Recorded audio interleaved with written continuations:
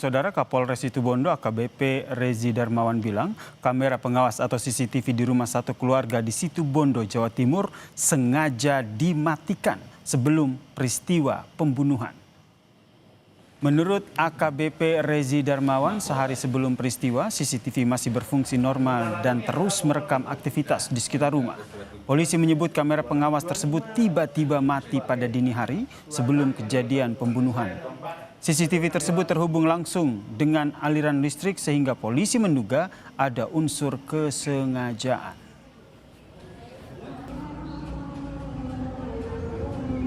Hari Sabtu menjelang waktu tadi, menjelang dini hari tadi, CCTV tersebut berhenti merekam atau dalam kondisi mati yang kita duga sengaja dimatikan. Kemudian di waktu itu diduga kuat terjadinya proses eksekusi atau peristiwa pembunuhan terhadap 3 korban.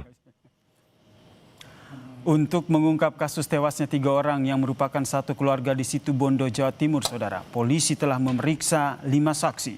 Sejumlah barang bukti seperti pisau serta beberapa telepon seluler milik korban sudah disita polisi. Sebelumnya, saudara, 3 orang sekeluarga ditemukan tewas dengan luka di bagian leher di dalam rumahnya di Situbondo, Jawa Timur. Ayah ditemukan meninggal dunia di kamar mandi, sedangkan ibu dan anak ditemukan di dalam kamar.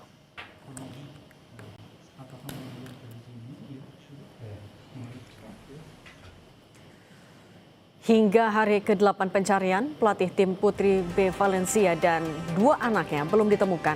Informasinya kami hadirkan usai jeda.